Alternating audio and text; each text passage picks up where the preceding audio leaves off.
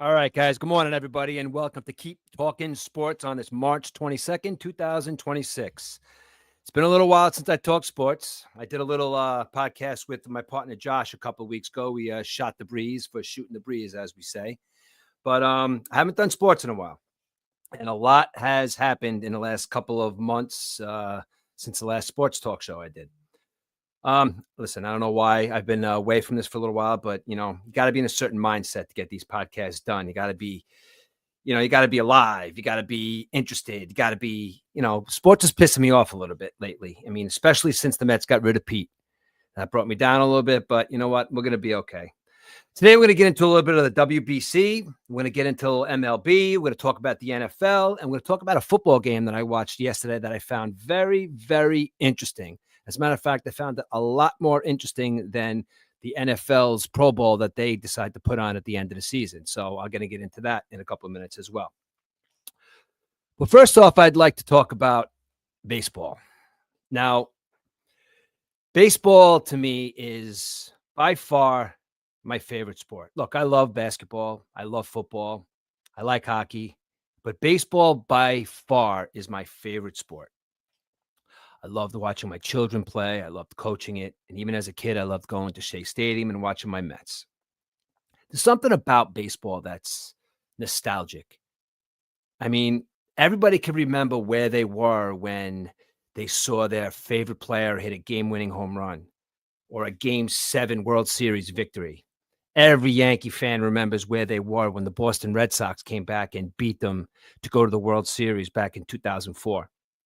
Because up 3-0, Yankees thought they were going to another World Series. And know what? Here come the Boston Red Sox. David Ortiz murdered them that year. But you know what, though? The thing I'm trying to say is that everybody knew exactly where they were when something good or bad happened to their favorite team or their favorite player.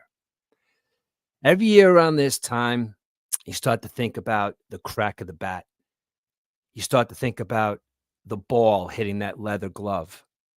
There's something about going outside. If you're a dad, you could hear what I could talk to what I'm saying right now. You could hear what I'm saying. Going outside and having a catch with your sons or daughters, to me, is one of the, it's time well spent. So much stuff you could talk about. So many things. You just catch up. I mean, just having a catch with your son. I mean, when I go outside there with Aiden and Jack and they say, Dad, let's go outside and have a catch, it's the greatest thing ever. Because you get out there in March and you're still a little, your arm's still a little tight. You throw the ball back and forth, but it's time spent. Nothing like hearing the baseball hit that leather glove, the crack of the bat, the smell of the grass. I mean, if you really want to get into it, I could remember exactly where I was the day I became a New York Mets fan. Now, the day I became a New York Mets fan was back in 1976. And look, my dad could easily take me to Yankee Stadium, being the fact that he was a Yankee fan. But he took me to Shea Stadium because that's where we had tickets. And I know we'll talk about this time in history all the time. And I haven't done a podcast in a while, so maybe a lot of you guys haven't heard this, but the day I fell in love with the New York Mets had nothing to do with the New York Met that stayed a New York Met for his whole career, or not even more than 2 years. It was 1976. My father took me to a baseball game at Shea Stadium. At this point, I had just turned 4. Man, I was 5 years old. I remember I was 5 years old. We're in Shea Stadium, and here comes Dave Kingman. Now, many of you guys Met fans out there, older like me, remember Dave Kingman. He struck out a lot, but he hit a lot of home runs, played for a lot of teams. George Foster and him were old at the time they came to the Mets. But I remember being 5 years old in Shea Stadium and watching Dave Kingman hit a baseball so far over the wall that I swear it could have broken one of my windows in my apartment back in Flushing. And I said, wow, I cannot believe a human being could hit a baseball that far. And it just roped me right in. Little did I know I was being roped into being a Mets fan, which I guess a lot of us could compare to being a disaster. I mean, look, let's be honest. 1986 was a long time ago. As a matter of fact, 1986 was about 40 years ago. 40 years since the last time the New York Mets have even made it to a World Series. Now, look, 2 years ago, I thought they would have been there. But like that season went, they built us all the way up just to get to a point where we just didn't get there. And that's exactly what my Mets fandom has been for all these years. We have a good team, we almost get there, and then they disappoint us. Or we just have that regular run-of-the-mill season that they just completely suck. We yell and scream about trade this one, trade that one. It's this one's fault. It's that one's fault. But at the end of the day, being a Mets fan is very hard. Being a Yankee fan is fine. As a matter of fact, being a Yankee fan is somewhat of a, I guess when you think about it, and I don't like hearing these guys say it either. It's almost like they think that they're supposed to win the World Series every year. And if they don't, everybody sucks and it's everybody else's fault. And fuck my team. I hate the Yankees and get rid of Cashman and the manager sucks. You got 27 World Series. You're looking at a Met fan who has seen one win in my 53 years on this planet. And let's not even get into football with the Jets, because the Jets have not given me nothing but misery. They're the worst team in my lineup of teams that I like to root for. Back in 2023, the Mets made it all the way to the NLCS just to be taken out by the Los Angeles Dodgers, who in turn won the World Series that year over the New York Yankees. So 2023, excitement. Look, do we really think that they were going to win the World Series that year? Probably not. But the hype, the getting there, made it almost able to happen. We were like, wow, we're here. If we beat the Dodgers, there is no way on earth if we beat the Dodgers, we are not winning the World Series. And you know how that went. We lost in, I think we lost in 5 games. Dodgers kicked our ass and they went on to beat the Yankees in the World Series. So going into 2024, it was exciting. We expect to get to the World Series. And what happened in 2025? I know I said 2024. I guess I misspoke. But what happened in 2025? We didn't even make the playoffs. I was sad because nothing's worse than getting yourself up to a point where, all right, we didn't make it last year, but we still have this guy. We still have that guy. The manager's good. Our pitching staff's good. We got Pete. We can make it. Lindor was playing like an MVP that year. We can make it. But last year, we didn't even make the playoffs. I guess that you could say that hurt a little bit. But you know what, though? Back to my feelings on baseball. There's nothing like opening day because it's a new, fresh start. It's a fresh start for your baseball team that you said all sorts of terrible things about at the end of the season, how I'm never going to watch you guys again because you suck. You spend all this money. The ticket prices are so high. But at the end of the day, you know we're coming back. We're coming back for all our teams because we could be passionately following our team. And the reason we get so mad is because we are passionate about that prospective sport. Now, before I get into the season that I think the Mets are going to have and the MLB as a whole, I want to talk about one thing real quick. I want to talk about the WBC, the World Baseball Classic. I watched it, had its ups and downs, and I feel, now, look, this is just my feeling by watching it. I enjoyed watching the other teams play better than I enjoyed watching the United States. Now, everybody's talking about how the United States was all there on business. They just wanted to get there and they wanted to win. They weren't shaking anybody's hand. As a matter of fact, I think it was Cal Raleigh or one of those guys when the no handshake with Randy Rosarina came. I think it was Cal Raleigh that said, our manager, Mark DeRosa, said that was supposed to be there focused, all business, no handshaking. I don't care if they're your teammates. Now, that's all well and good, but from what I just said to you before, baseball is supposed to be fun. And that took all the fun out of it. I mean, they're talking about the Dominican team. They're talking about the Venezuelan team, the Nicaraguan team, the Puerto Rican team. Now, look at all the fun that they were having in the dugout. Look at all the fun they were having when a home run was hit, when a pitcher pitched well. Now, I don't know if anybody out there listening has had a son or a daughter that played in travel sports, but I can remember going to these tournaments with Aiden and Jack. And, we would cheer. We had a pretty loud team. I was very well known for cheering and, getting real loud and having a lot of excitement and, a lot of positive reinforcement and cheering and whistling. And our team was pretty loud and, we prided ourselves on that. But there was always in that tournament where you'd be coming around the corner, you'd be seeing pots and pans and whistles and screaming and yelling in Spanish. And I would look over and there'd be this team of Dominican kids that are like 12 years old, at a travel baseball tournament. And it seems like the entire area of, let's just say the team came from Washington Heights. It just seems like the entire neighborhood came up to watch these kids play baseball. It was beautiful. Some people didn't like it because they thought maybe it was loud, maybe it was obnoxious, a lot of the pots and pans and the whistles. But I saw that as passion. And if you look at these other teams that played in this World Baseball Classic, like the Dominican team, the Venezuelan team in particular, they were shaking each other's hands. They were hugging each other. They were cheering. They were laughing. They were happy. Even in losses, they were so sad because the happiness was just ripped away from them.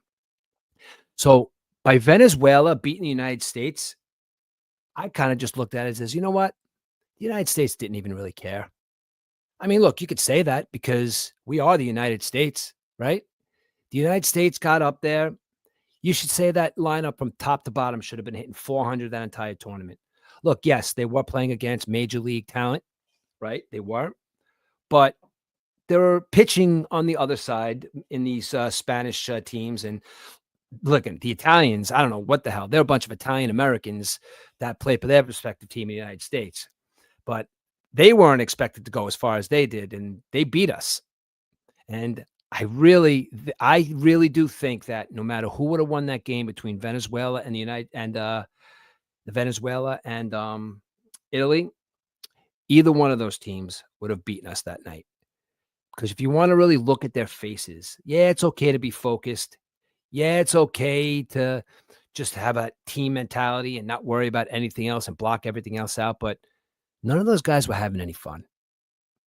As a matter of fact, I don't think I've seen any one of those players smiling for any one of those games. I mean, maybe you could say it was Mark DeRosa pounding it into him, say it's supposed to be business, but none of those guys were having fun. Now, I don't know if you guys watched the United States hockey team maybe 2 weeks prior to the World Baseball Classic happening. Professional hockey players playing on the United States team. Did they, or was I the only one watching Jack Hughes get his teeth knocked out, and then about a minute and a half later scoring the winning goal so the United States could gather up their gold medals and cheer and yell and scream and be a bunch of men on the ice happy for each other? The kid got his teeth knocked out and then jumped right back on the ice and scored the winning goal to get the gold medal. Now, if you want to look at the lineup, the United States team, everybody's giving Aaron Judge shit. Now, I'm going to take the high road here, okay? I'm going to take the high road because it's been back and forth. Nolan McLean sucks. He shouldn't have been pitching. He gave up all these home runs. Aaron Judge from our side. Aaron Judge, he batted 200. 2 home runs. I think he had a couple of RBIs. Captain of the team. But you want to look at this lineup and tell me that every single one of these men that were in this starting lineup couldn't have been the guy? It's not like Aaron Judge is on the Yankees right now. And look, he's Aaron Judge. He's supposed to come in to the clutch and hit that big home run to catapult their team to a win, not strike out with the bases loaded, not drop fly balls in the outfield. That's Aaron Judge of the New York Yankees. He's the man on that team. The World Baseball Classic had a lineup that kind of sort of went like this. You had players like Alex Bregman, Bryce Harper, Gunnar Henderson, Bryce Turang, Bobby Witt, Roman Anthony, Byron Buxton, Pete Crow Armstrong, Kyle Schwarber, Alex Bregman. I know I said his name. These are players that on their prospective team that they're looked at to come up in a big spot and get the big hit.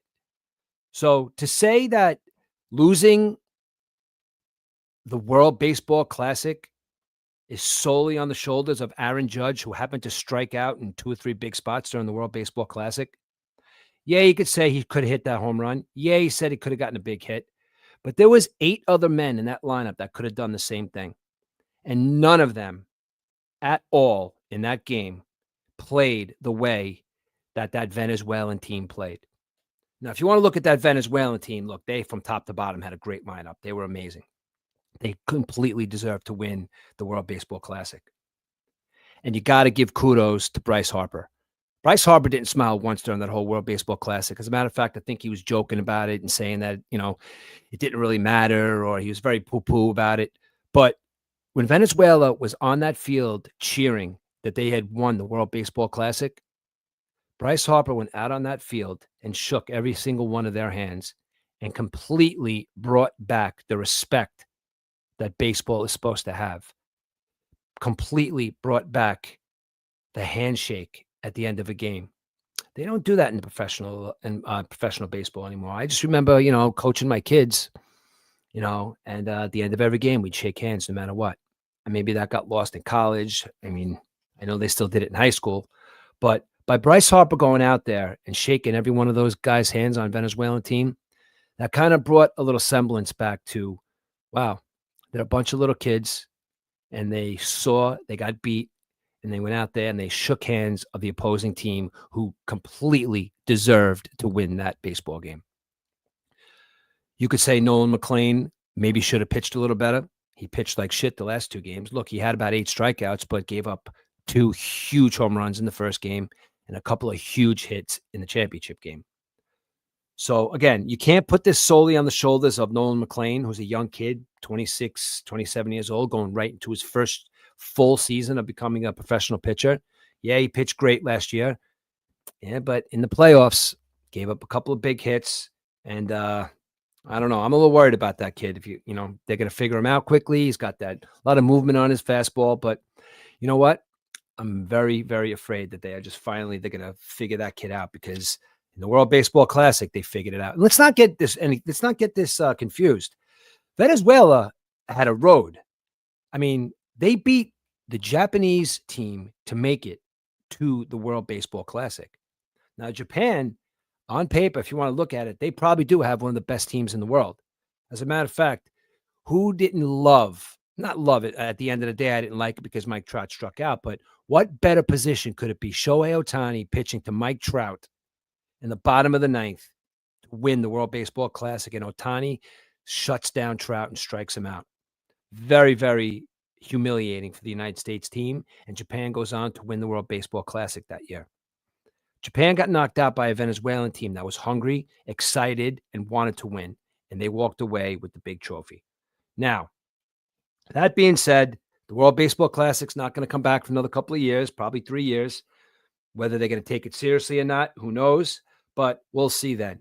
And all you guys out there that are saying that this World Baseball Classic sucks, or they should be focusing on their team. Yeah, I guess maybe they should.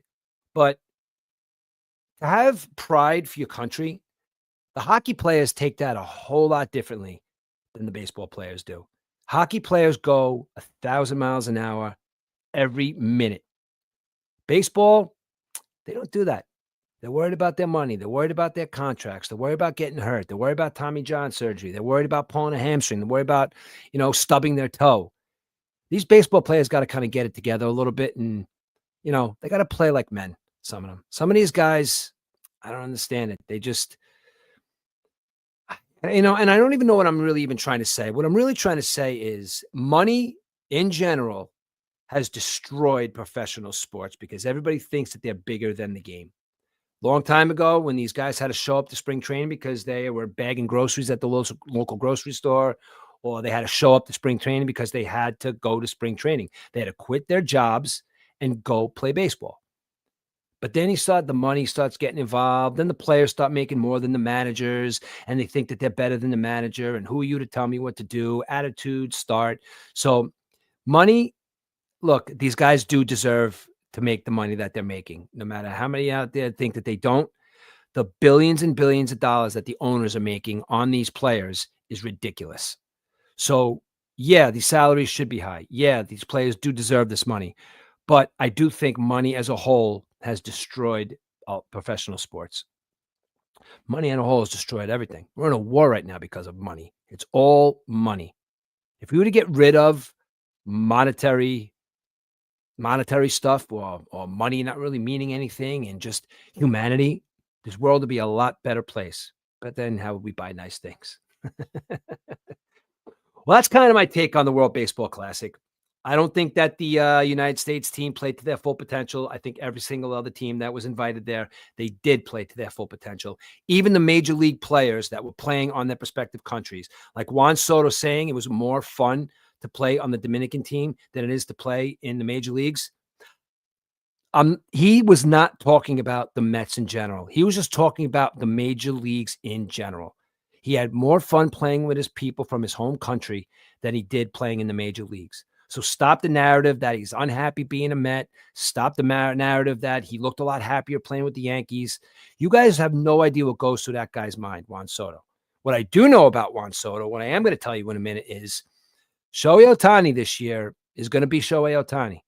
But right on the heels of possibly another MVP for Shohei Ohtani is going to be Juan Soto this year. Juan Soto is primed to win an MVP. And I'm tired of Shohei Ohtani. Now, I don't want to get this confused saying that I'm tired of Shohei Ohtani, that he doesn't deserve the MVP. The guy's the best player in the world. He does deserve to get that MVP. And in no way, shape, or form do I think that they should give the award to somebody else because the same guy gets it every single year. Kind of like in the NBA when you'll call it the LeBron James Award. Well, fuck LeBron James. And there is some good baseball players in the major leagues right now. And Shohei Ohtani is completely deserving. The guy had 50 home runs and 50 stolen bases last year. He pitched. He gets big hits. He is the best player by far. Not by far. He's the best player in the major leagues right now. But Juan Soto, guys like him, even Lindor came close 2 years ago.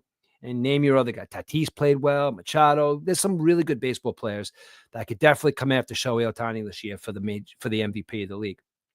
But Juan Soto, you had 40-40 last year. You're more comfortable in the New York Mets uniform this year. Just because you don't smile and just because they think you don't have any friends or just because they think that, you make all this money and everybody's insinuating stuff about Juan Soto that nobody even knows about. Maybe this guy is a quiet guy. Maybe this guy is more comfortable around people from his home country and not American baseball players. Bottom line is the guy's making almost $800 million to play a game that kids love. And he showed that love for baseball while playing in the World Baseball Classic. I hope that translates this year to my New York Mets because he's going to be batting second in a lineup this year that at the beginning, I'll be honest, they started selling away all their players. We got rid of Nimmo. We're like, holy shit, they got rid of Nimmo. Got rid of McNeil. I wanted McNeil gone anyway, so that really didn't bother me. Then you get rid of Diaz, and you find out that Diaz wanted to stay, and the Mets didn't even offer him a contract. That's all water under the bridge, too. There's nothing we could do about it. I hope Diaz gets shelled on his first outing. As a matter of fact, I would love the NLCS to happen again, where it's the New York Mets against the Los Angeles Dodgers in a Game 7. Diaz coming in with a 3-2 lead to save the game. Francisco Lindor on second base because he just hit a double. And then Juan Soto hits a game-winning 2-run home run to take the Mets to the World Series over a pitch right down the middle from Edwin Diaz. That is something I would love to see. Is it going to happen? I think it might, because this year's Mets team, though I was the other guys really didn't bother me that much.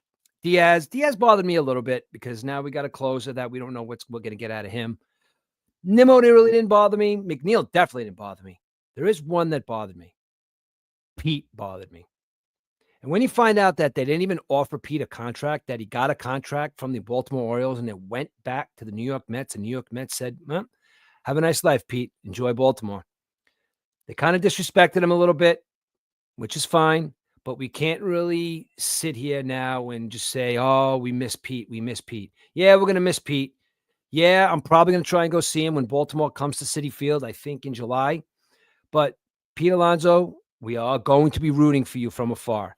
He's not playing that well in spring training. I do, however, think that instead of Paul Goldschmidt, he should have been that DH on the World Baseball Classic. But that's neither here nor there. So, Pete, we are going to be rooting for you from afar, and good luck out there. As for the New York Mets, this year's team looks a lot different than it did last year. Last year's lineup went like this: Lindor leading off, Juan Soto, Pete Alonso, Brandon Nimmo, Brett Beatty, Mark Vientos, Francisco Alvarez, Jeff McNeil, and sometimes not, Tyrone Taylor, who I happen to love, who's going to be a fourth outfielder this year, and I'm glad that he is still on the team. As a matter of fact, I think that's a jersey I'm going to go out and get a Tyrone Taylor because he's still going to be there. He's not going to play much, but he's going to be there.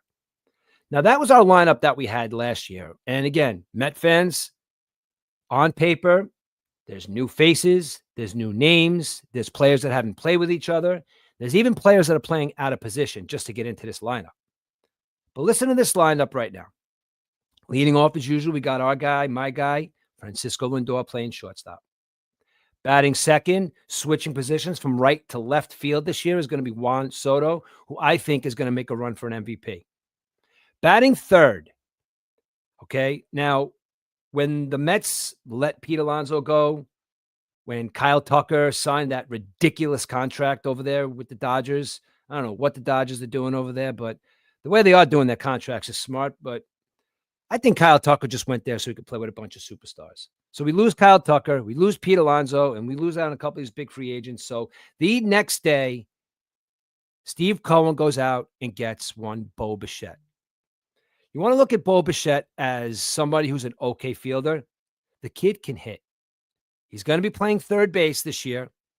It's a position that he's not used to playing. It's a position that he's going to have to kind of grow into a little bit. But the way Bo Bichette hits the baseball and the way he's going to be batting third in this lineup, growing pains at third base, I'll take them. Because you know what? Those growing pains are going to grow into something that's going to be electric. Because Bo Bichette is one of the best pure hitters in baseball right now. He's not the best, but he's definitely one of the best. And he's batting third in our lineup.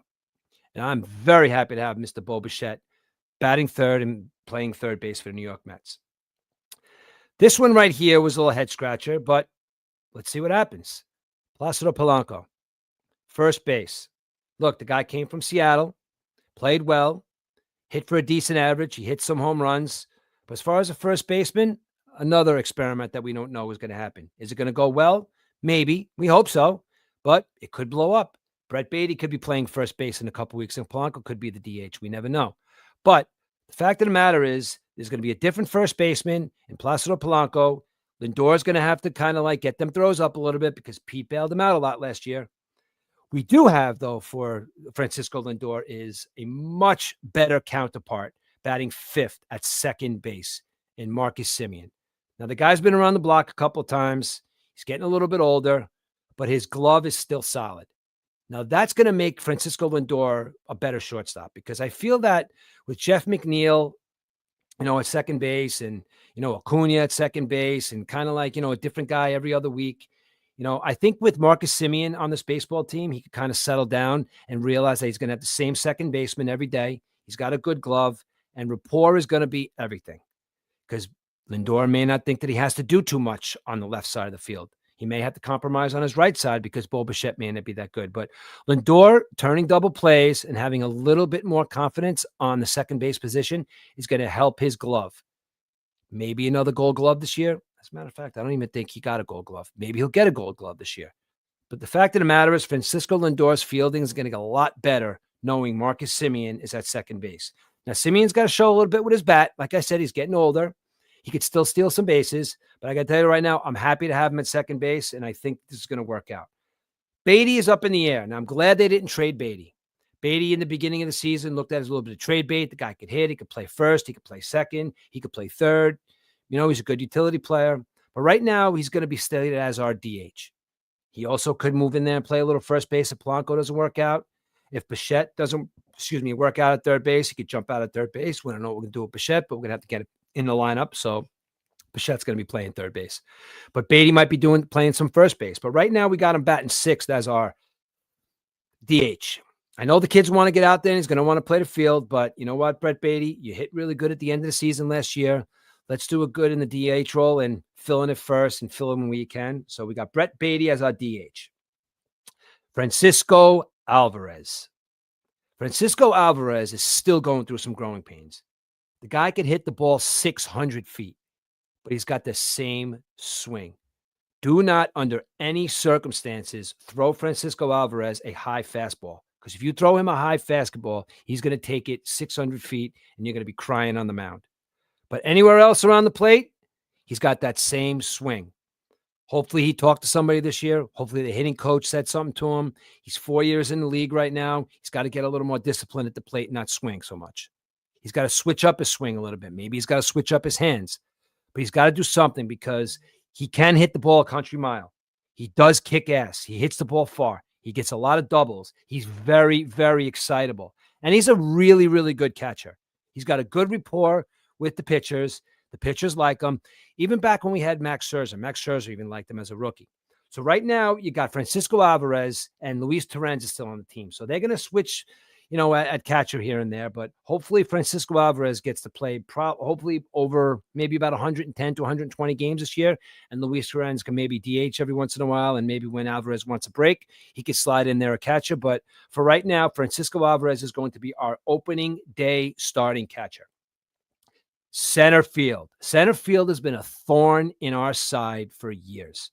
We have not had a guy that could play the position and hit. Last year, like I said, I love Tyrone Taylor. He's a really, really good fielder. The guy's got like 3 home runs in his Major League Baseball career. He hits okay. He'll get that random double and a triple in a game, but then he'll go 0 for 20. Tyrone Taylor is a good fielder, but he's not as good a fielder as our acquisition in Luis Robert Jr. If Luis Robert Jr., and I know he's got the potential to do it, he is an electric center fielder. He is going to cover ground. He's going to cover the ground that maybe Juan Soto can't cover in left field. Carson Benj, the new guy in right field, I'll get to in a second. He's going to be probably our right fielder. But Luis Robert playing center field right now is going to be a game changer for the New York Mets. Like I said, the guy's a great center fielder, and not to mention, he can hit pretty good too. So we got him batting down towards the bottom of our lineup, and that leads me to our right fielder, Carson Benj, who's been trying to make this team all spring. And you know what? By batting over 400, by playing the field well, by being an exciting teammate, by being young and full of piss and vinegar, Carson Benj might turn out to be the right fielder that's going to play that position every single day. I just hope his arm could hold up, because Soto had a decent arm, and he's no, what's his name? I forgot who the right fielder was we had a couple of years ago. Cespedes. Cespedes had a fantastic arm. Carson Benj is young. He's going to have to, he's going to have to grow into his right field position. But right now, Carson Benj is our right fielder. Now, right there, Lindor, Soto, Bichette, Polanco, Simeon, Beatty, Alvarez, Luis Robert, and Carson Benj. That, to me, on paper, and that's all we have right now is on paper, because this team has yet to play one, league game. It's all been spring training. When they get out there on the field on opening day, we're going to see what that lineup can do. And we're going to see if they all mesh. We're going to see if Lindor and Simeon could get it together and turn in double plays. We're going to see if Luis Robert is as good a center fielder as we think he is. We're going to see if Soto could play left field. Hopefully he can. Right now, this Mets lineup, to me, is better than last year's lineup, and it's going to be better for our future. So this year, the Mets, you have no choice in my eyes. You have to make the playoffs. You got a big payroll. You're paying these guys a lot of money. Steve Cohen promised the World Series within 5 years. Look, Steve, it's been 3. It's time. And you know what's going to help out big time is the acquisition of Freddie Peralta. Freddie Peralta is our opening day starter. Came from the Milwaukee Brewers. Fantastic pitcher. He was their number 1. As a matter of fact, I guess he's our number 1 now. Yep. He is our number 1 starting pitcher, Freddie Peralta. And if all goes well, he's going to get a big contract from Steve Cohen, because I don't think he signed an extension. He's going to be here right now for 1 season. In this 1 season, Freddie Peralta, go for a Cy Young. I know you've been top 5, but let's go for that top position and get a Cy Young in a New York Mets uniform. Because right now, this New York Mets rotation looks like this. Peralta, Peterson, Nolan McLean. Listen, I'm a little worried about you, Nolan. You didn't look too good in the World Baseball Classic. You gave up a bunch of runs in the playoff last year. I understand you're still young. Well, you're not really young. You're young as a professional baseball player, but you got to get some discipline. You can't go in there, strike out 8, and let up 3 home runs. Yeah, the 8 strikeouts looks good on paper, but those 3 big home runs is going to lose you baseball games.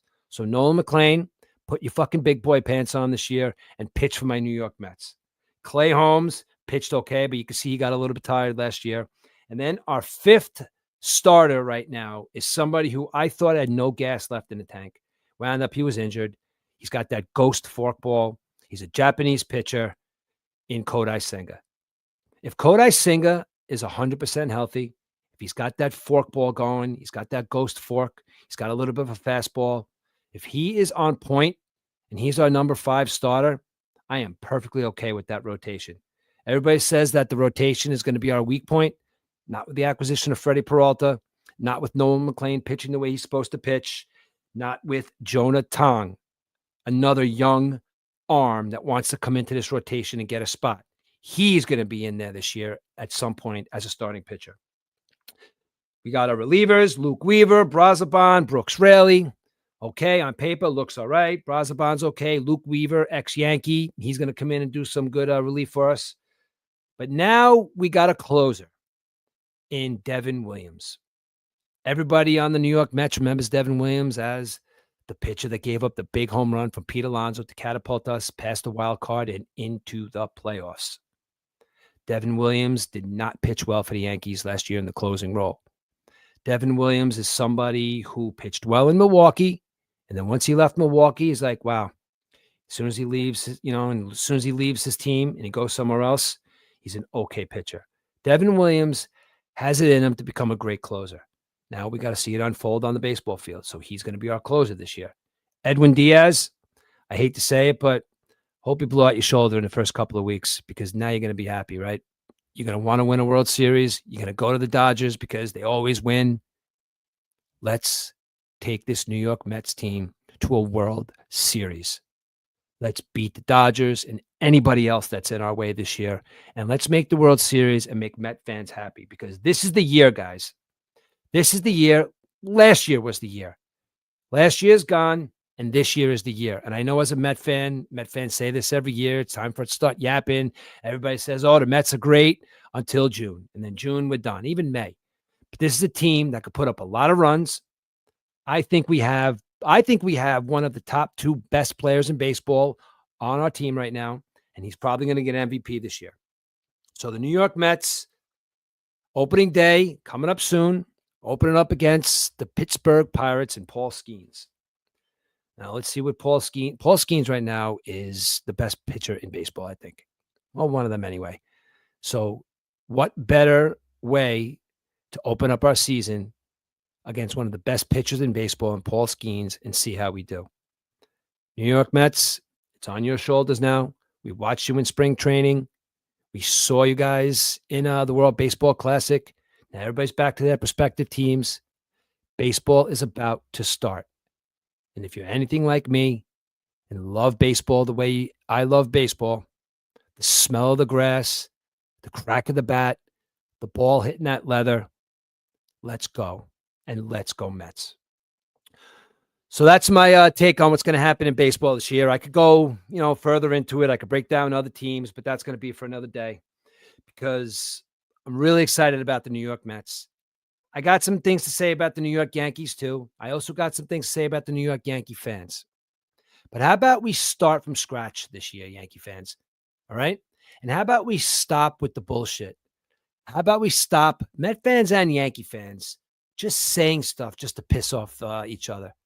How about we you stick to your side of the fence, I'll stick to my side of the fence, and if all goes well, we meet in a World Series, and then you could talk all the shit you want. But other than that, Yankee fans, shut the fuck up about the Mets. And Met fans, shut the fuck up about the Yankees. Let's worry about our own team. We happen to play in the same city, and let's just root for both of them. Let's root for a New York World Series this year. Then talk all the shit you want. But until then, let's let the Yankees play in the Bronx, and let's let the Mets play in Queens. That's my take on the New York Mets this year. I think the New York Mets going to be pretty good. I'm hoping for a first place finish. We got the Phillies in there that might have something to do with it. The Braves are still going to be pretty good. The Marlins are actually a young team. They're going to want to make some noise this year too. So let's see. We got a pretty strong division. The AL East is always good. The Red Sox are going to be better. The Blue Jays are obviously still good. They lost in the World Series. But you know what? Baseball is starting and baseball is happening. So let's get excited and let's go Mets. Now, we're going to cover a couple of things with the NFL. But first, I want to start with something that I watched yesterday. There's been a lot of talk over the last couple of weeks. I don't know if you've seen the videos of Tom Brady and Logan Paul talking shit with each other. Now, maybe, I guess, being that Logan Paul's a wrestler and Tom Brady just loves to talk shit. And he's a consummate promoter. Fanatic, the guy at Fanatics Fest loves this guy. Tom Brady's in bed with him. So maybe he's just, pumping it up. But the back and forth banter between Tom Brady and Logan Paul unfolded yesterday in a Fanatics Fest flag football game. I mean, many of you are going to say, a Fanatics Fest flag football game? It's like, that's bullshit. Let me tell you something. I watched a little bit of that game yesterday, and I'm not saying it's real football. And I'm not saying it's anything that's going to catch on or take off. But I was more entertained by watching that football game yesterday, a flag football game, than what the NFL has been trying to do with the Pro Bowl over the last couple of years. The Pro Bowl, the All-Star game, the NBA All-Star game, and all these professional sports have their All-Star games. They are terrible. They're not entertaining in the least. We know what we're going to get. And we just got to do something about that because it's unwatchable. But this Fanatics Fest yesterday was kind of interesting. You had a bunch of NFL players playing against a couple of YouTubers. Now, I'm going to take two YouTubers specifically. I'm going to tell you exactly why the both of them were there. Logan Paul said a couple of weeks ago that he could keep up and he's in better shape than NFL football players. He even went so far as to say that he scored 19 touchdowns in high school football and whatever. He was just talking shit about being either in better shape or being able to keep up with NFL players. Okay. I like Tom Brady's response was Derrick Henry scored 97 touchdowns in his sophomore year in high school. And Logan Paul's talking about 19 touchdowns. But there was two YouTubers there specifically that were in this flag football game. And I know they were there for a reason.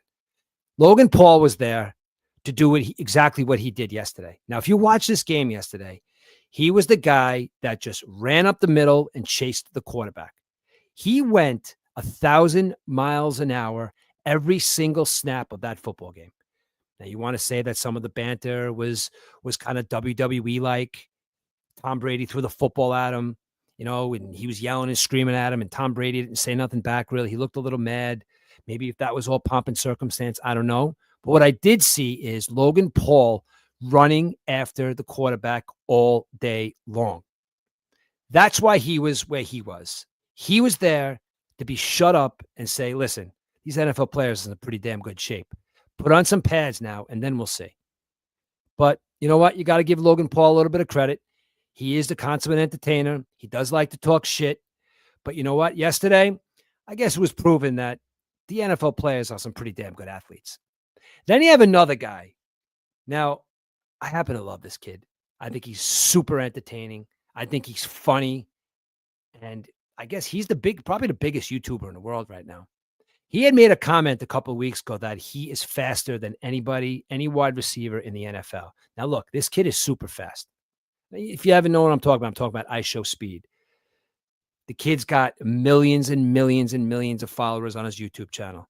He's super entertaining. He's fast. He's athletic. He's a track star in high school. But watching him yesterday try to keep up with Devontae Smith and all these other high-level NFL wide receivers was actually kind of entertaining. And that just goes to show, watching these two YouTubers, yeah, these guys are in really good shape. Logan Paul's in great shape. I Show Speed's in great shape. But are you guys in NFL football player shape? To me, I don't think so. These guys go through some grueling camps. They are the top athletes in the country at their respective sport. to have a YouTuber tell them that they're better than them at their sport. Yesterday was fun to watch, but there definitely was a little bit of fuck you and all those guys saying, speed, yeah, man, you're fast, but can you catch me? Logan Paul, yeah, you're big and strong, but can you block me? And yesterday, the NFL players showed that they can go back to being YouTubers and they could go back to being track stars. And Logan Paul could go back to doing his podcast because he got the shit beat out of him in boxing. He got his jaw broken. So I don't know when the next time he's going to go into boxing is. My advice to him is grab your brother, become the tag team champions in the WWE, and just stick to your lane. The NFL is full of athletes and men that take that shit seriously. That's why the jump from college to professionals is so huge. You could have a professional football player that wins a Heisman Trophy in college, and then they jump up, and then they're looking on the other side of the line at somebody that's getting paid $60 million to kill you. There's a big difference between somebody that's in college and somebody that's being paid a lot of money to kill you. And this is what we're going to find out this year in the NFL.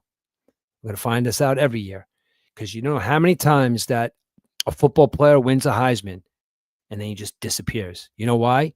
Because you're playing against men who are getting paid to do their job.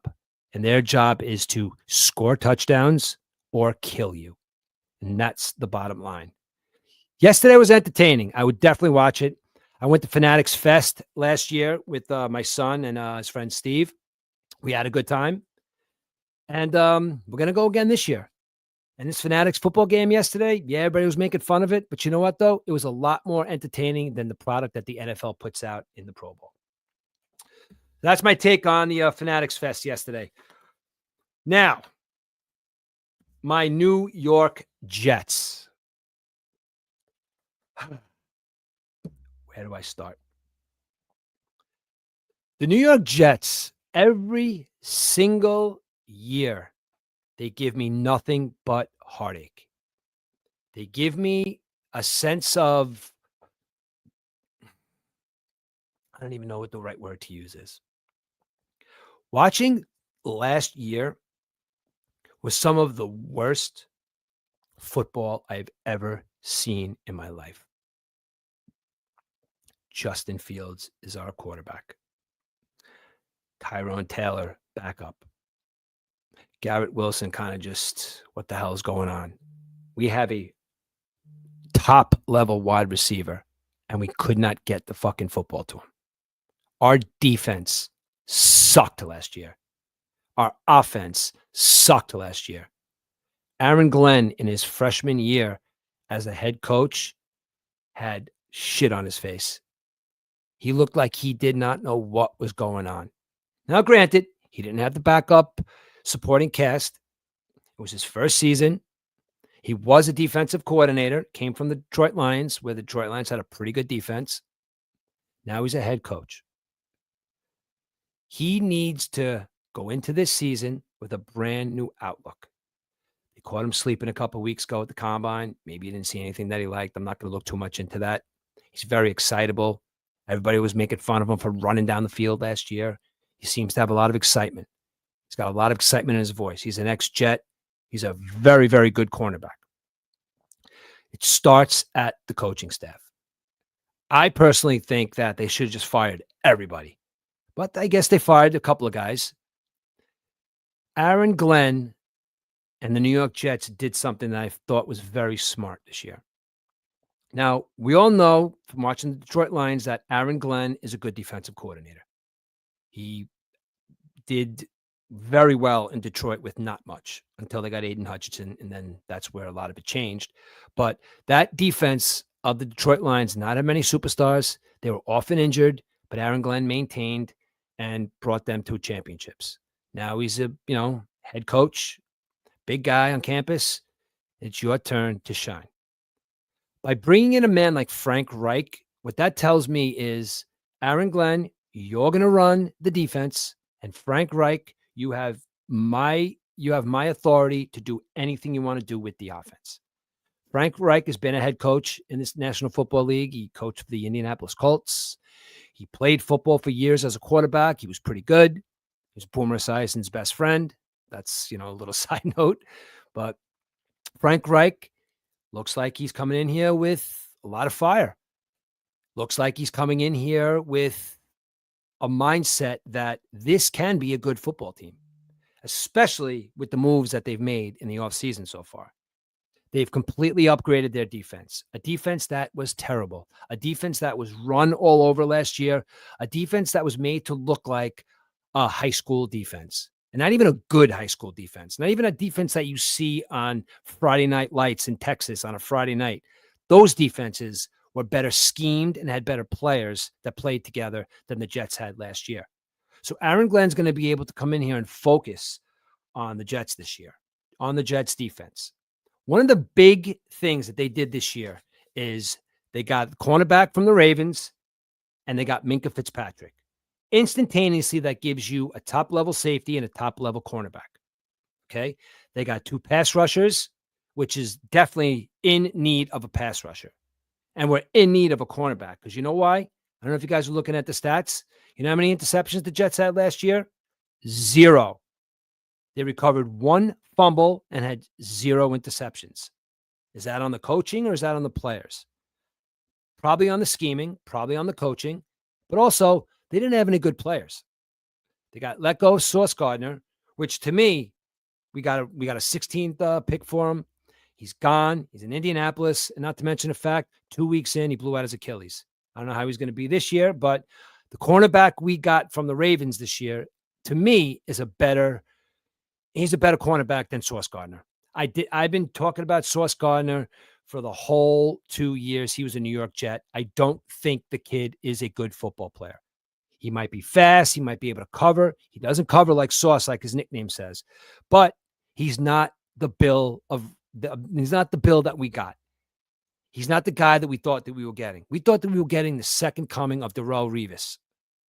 Not the case. Sauce Gardner was an okay cornerback. Now he's in Indianapolis. See how he does this year. Maybe he'll do a little bit better, but by him leaving, getting that draft pick and being replaced by another cornerback, the Jets defense right now is better than it was last year, tenfold. And having Aaron Glenn run this defense now, hopefully the defense will intercept the ball a little bit more. Hopefully with the 2 defensive linemen that we picked up, we're going to attack the quarterback a little bit more and be relevant and play relevant football. Now, I know I sound like every Jet fan when the season's not on. Let's go Jets. Let's go Jets. You know what? They're my team. Can't leave them. I could say what I want about them. I could hurt them. I could curse them. But you know what? I'm going to be there on opening day cheering for the New York Jets. Now, they made a move that a lot of people are giving the Jets a lot of shit for. Geno Smith. As you well know, that Geno Smith, we drafted him from West Virginia. We all know the story about him seeing ghosts. Was that him that was seeing the ghosts? Whatever. Geno Smith did not play too well here. Geno Smith left, went on to have an okay career maybe. 2022, passed for over 4,000 yards, a ton of touchdowns to very minimal interceptions, showing in the right offense he could be a good quarterback. He's been in the league a while now where he could be considered a veteran. Now, just because he didn't play well doesn't mean that he's not in veteran circles, doesn't mean that he's not looking at playbooks, doesn't mean he's not talking to other players. He's been in the league, and he's been playing in the league. Like I said, last year, hopefully, is not a good gauge for the way Geno Smith as a quarterback is going to be for the New York Jets. If we could get even close to 2022, 2003, Geno Smith, maybe this experiment might work. Maybe Frank Reich sees something in him. Maybe Frank Reich could turn Geno Smith into a game-winning quarterback for the New York Jets. He has a good season this year. He could be looking at a big contract. Who knows? But I think ultimately, what I was kind of looking for, and maybe Geno Smith can be, is the Jets got to do something in the draft this year. The Jets have to get a quarterback. Now, look, Fernando Mendoza is going to the Raiders. No way anything's happening otherwise. There is no way Mendoza is going anywhere else but the Raiders. Tom Brady has a big say in what goes on in that organization now. And Tom Brady looks at Fernando Mendoza as the second coming of maybe himself.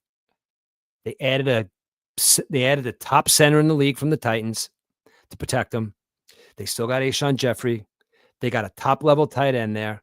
Their offensive line needs some work, and their defense needs some work. But you know what? The Raiders are going for it. And they're going to be built up in the next couple of years. They may be looking at one of the better quarterbacks to come out of this draft. Or at 16, maybe the Jets grab the kid from Alabama, Ty Simpson.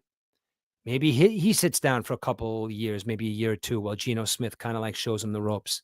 Now, I know this sounds a little crazy by talking about Geno Smith showing him the ropes. But again, he's a professional quarterback, and he's been in the league for a couple of years, and he has played well. Let's give the kid a clipboard. Let's pick Ty Simpson at 16, and let's go. Because at the second overall pick, everybody's talking about this safety, and everybody's talking about this cornerback. Jets added a couple pieces to their defense this year that is going to make their defense better. Me, on the other hand, I kind of would rather look at one of these wide receivers. Now, they are talking about this wide receiver, Carnell Tate from Ohio State, as being a complete and utter game changer. He's got great hands. He's fast. He's tough. And to put him on the other side of the ball with him and Garrett Wilson, maybe he could be an instantaneous game changer like Malik Neighbors was for the Giants. Maybe. Geno Smith's got two people to throw the ball to. Garrett Wilson is instantly going to get better with a better quarterback. This kid could come in and start right away, because right now you're looking at Adonai Mitchell and Isaiah Williams as our 2 and 3 wide receivers. I hope those guys don't see the field, because neither of them did much at all last year. I don't even know if they're going to be playing on this team this year. But if we draft a high-profile, high-level wide receiver for this football team, the Jets are going to be in good shape. Just give me 1 second. I got to plug in my computer.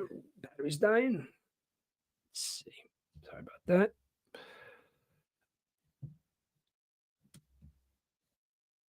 Browser has lost connection.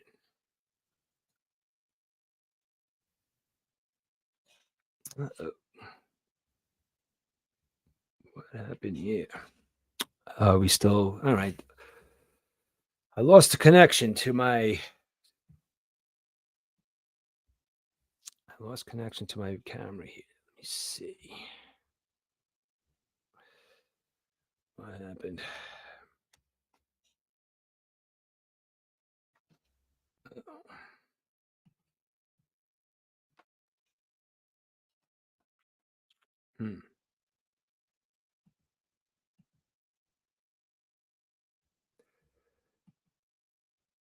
I'll have to just.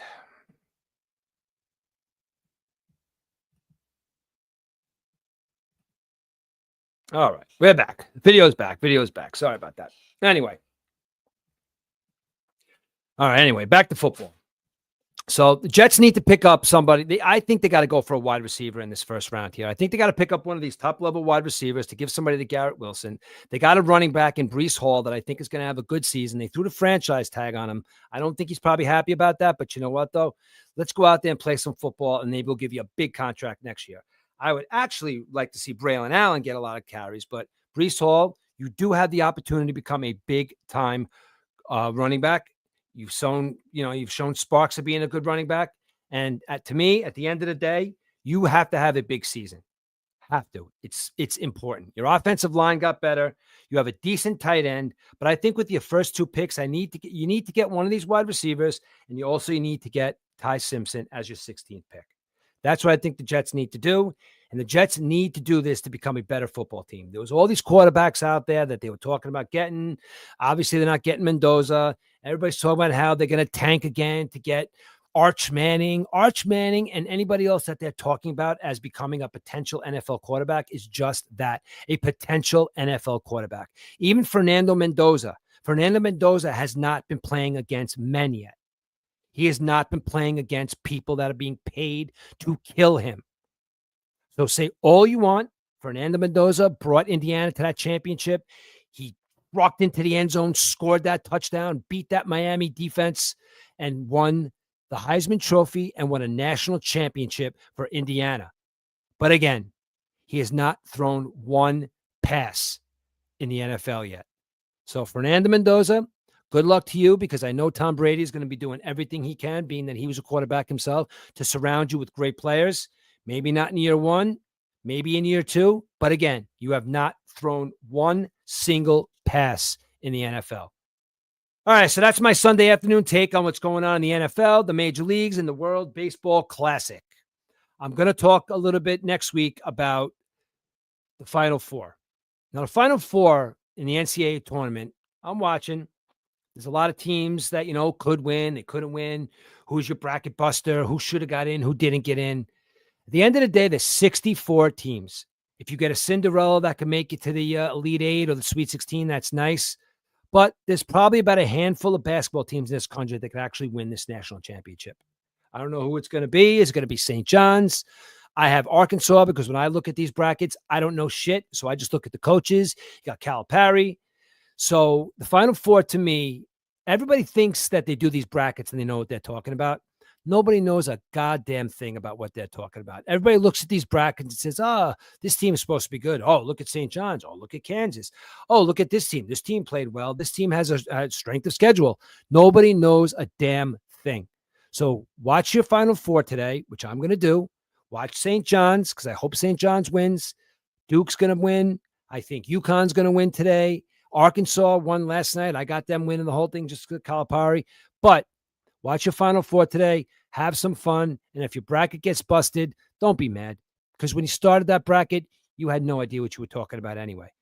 Next week, with my partner Josh, I do want to get into this wrestling. The NCAA tournament that goes on at the same time as the basketball tournament, the NCAA wrestling tournament. You got schools like Oklahoma, Penn State, Iowa. These are tough men. These are tough individuals. And to come out on top as becoming the best collegiate wrestler in your weight class is a huge deal. I don't know much about it. My partner for Shooting the Breeze, Josh, was a wrestler. That's his thing. And hopefully maybe this week or next week I can get him to come on and talk about it, because I'm going to be watching this year, because they're starting this new league, this RAL league. That's a wrestling league. And it's not the WWE where it's fake. It's the real deal. As a matter of fact, I was watching the other day. There was a huge fight that broke out right in the middle of a wrestling match. Now, those are some pretty big boys to be fighting in the stands like they were doing. But we'll see if this RAL kicks off. You got all these combat sports starting. The UFC is amazing right now. You got this bare knuckle boxing. A lot of these different types of combat sports are trying to come out right now to compete with the UFC, and they're all interesting. Why not give that RAL a chance? All right, so that's going to be next week. So, all right, guys. So this is Keep Talking Sports on Keep Talking 365 at YouTube. I also have a TikTok page, which is Let's Talk 1972. I post a lot of my political videos there, sometimes some sports, but most of my sports content is on my YouTube page, which is Keep Talking 365 at YouTube. All right, guys, enjoy the rest of your day. Enjoy your Sunday, and we'll see you next week.